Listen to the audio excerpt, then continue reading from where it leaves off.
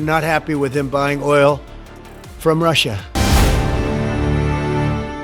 அமெரிக்க அதிபர் Trump India குறித்து இப்போ பேசியிருக்க ஒரு விஷயம் மிகுந்த கவனத்தை ஏற்படுத்தியிருக்கு. என்ன விஷயம் அப்படின்னு பார்த்தோன்னா, ரஷ்யாட்ட இருந்து இந்தியா கச்சா எண்ணெய் வாங்குறதை குறைச்சிட்டாங்க, இனி நாம வரியை குறைக்கிறத பற்றி பேசலாமே அப்படின்னு சொல்லியிருக்காரு.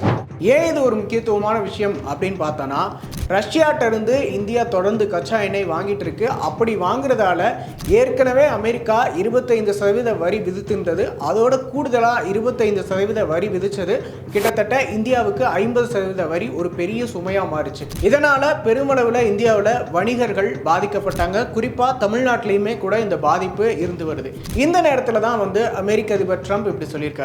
அவர் சொன்னதுல உண்மை இருக்கா அப்படின்னு பார்த்தோன்னா கண்டிப்பா இருக்கு அப்படின்னு தான் சொல்லணும். அதாவது ரஷ்யாட்ட இருந்து எண்ணெய் வாங்குறது குறைஞ்சிருக்கு அப்படின்னு சொல்லலாம். இதை எப்படி ஒப்பிட்டு சொல்லலாம் அப்படின்னு பார்த்தோன்னா, 2024 செப்டம்பர் மாதம் பார்த்தோம் அப்படின்னா இந்தியா 4 லட்சத்துக்கும் அதிகமான மில்லியன் டாலர் ரூபாய் ரஷ்ய கச்சா எண்ணெய்க்காக செலவிட்டு வந்தாங்க.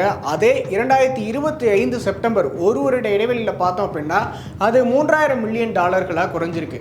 இதே நேரம் 2024 செப்டம்பர் மாதம் அமெரிக்காட்டிலிருந்து வாங்கின 2 லட்சம் பேரல்கள் இப்போ 2025 செப்டம்பரில் கிட்டத்தட்ட ஒரு 6 லட்சம் பேரல்களாக உயர்ந்திருக்கு. அப்படி பார்க்கும்போது ரஷ்யாவிட்ட குறைந்து அமெரிக்காவிட்ட அதிகமாயிருக்கு அப்படின்னு கணக்கில் தெரிய வருது.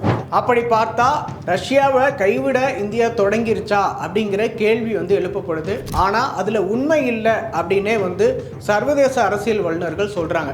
இது ஒரு தற்காலிக முடிவாக மட்டுமே இருக்க முடியும். இப்போ இந்தியாவில் பொருளாதார சிக்கல்கள் இதனால் ஏற்படும் அப்படிங்கிறதால தற்காலிகமாக அதை சமாளிக்கிறதுக்காக அமெரிக்காவிடம் கச்சா எண்ணெய் வாங்குறது அதிகரிச்சிருக்கு அப்படின்னே அவங்க சொல்கிறாங்க. இன்னொரு பக்கம் பார்த்தோம் அப்படின்னா வருகிற டிசம்பர் மாதம் ரஷ்ய அதிபர் புட்டின் இந்தியாவுக்கு வர இருக்காரு. அதன் பிறகு அவங்களுக்குள்ள நடக்கிற மீட்டிங்கில் நிறைய விஷயங்கள் மாறுபடலாம் அப்படின்னே தெரிய வருது.